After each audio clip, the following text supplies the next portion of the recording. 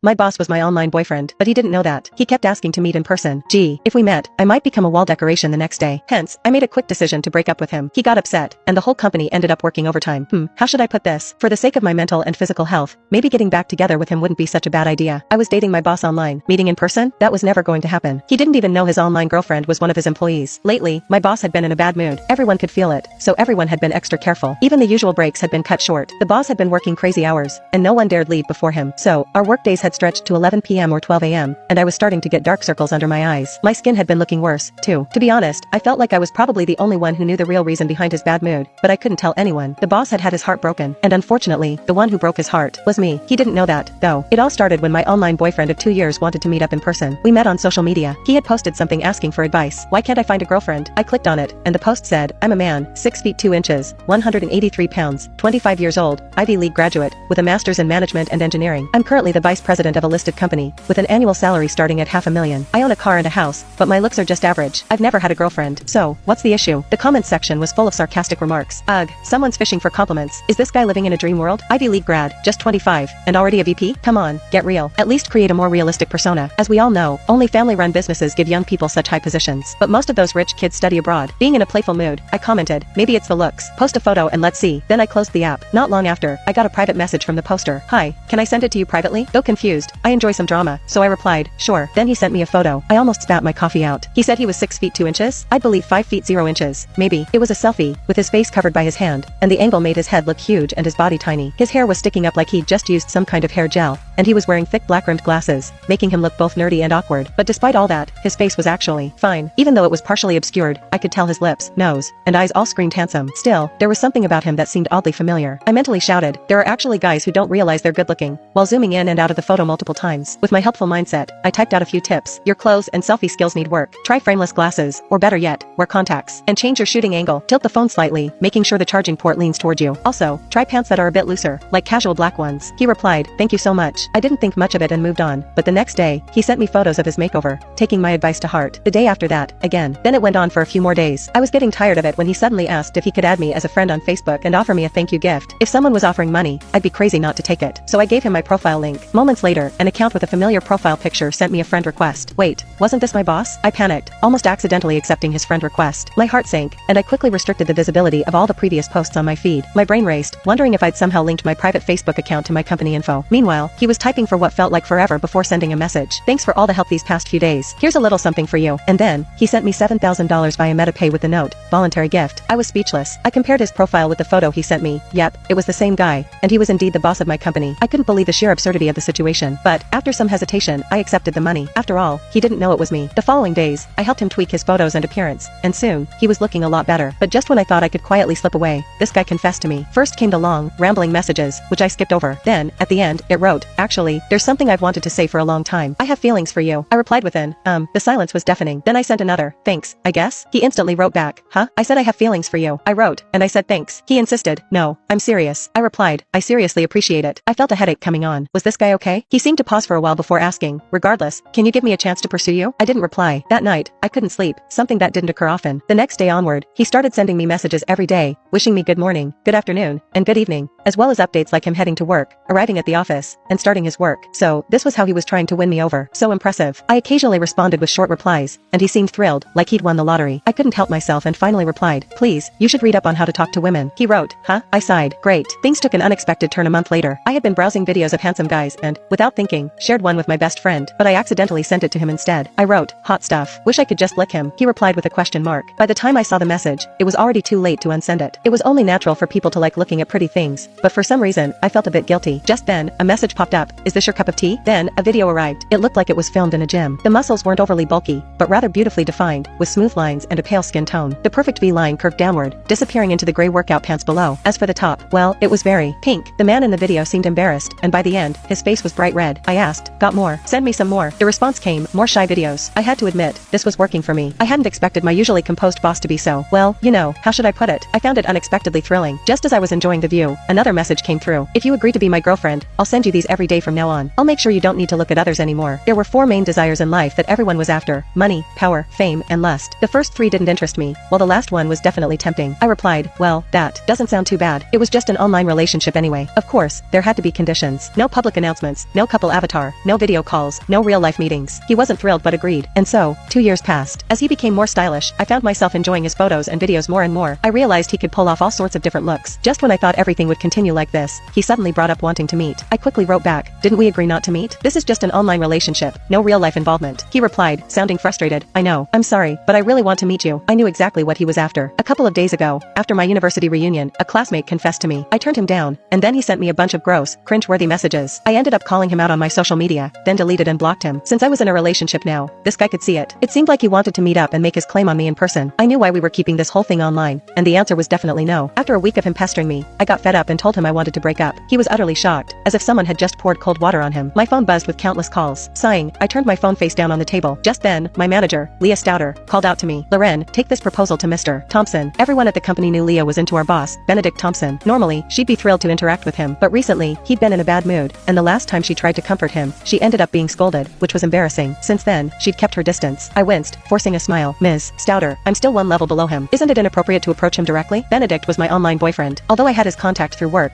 we'd never actually interacted. Plus, this proposal had been delayed for so long because Benedict was unhappy with it. Honestly, even when he was in a good mood, he'd still find fault with things, let alone now, when he was clearly upset. This was just her way of pushing me to bear the brunt of the criticism. Leah rolled her eyes. Just do it and stop yapping. Fine. Even though I had seen almost every part of him online, I was still a bit nervous about meeting in person. Besides, he was known for being strict at work, intimidating, even, and extremely sharp-tongued. After hesitating, I pulled out my phone. Since I had suggested breaking up, he'd been sending endless apologies, clearly panicked, but I hadn't replied. I had only suggested breaking up to stand my ground, and since then, I hadn't looked at his messages. 1, because I didn't want to soften, and 2, to show him I wasn't backing down. There was no way we were meeting in person. Breaking up, though, I wasn't completely against. I thought for a moment, then sent a message. We can stay together, but can you behave? I really don't like people who don't keep their promises. He replied immediately, babe, you finally replied. I know I was wrong. I'm sorry. I won't do it again. Then, a crying emoji appeared. I took a deep breath and knocked on the door. The person inside froze, then cleared their throat. Come in. As soon as I walked in, I was drawn to Benedict's slightly red nose. Have you been crying? Noticing my gaze, he awkwardly tapped the desk. Is that the proposal? Just leave it on the desk. You can head back. His mood seemed to have improved. Otherwise, he would have scolded me for skipping levels. A colleague had been fired for going directly to the higher-ups instead of following the proper chain of command. Of course, there were other issues with the colleague's work.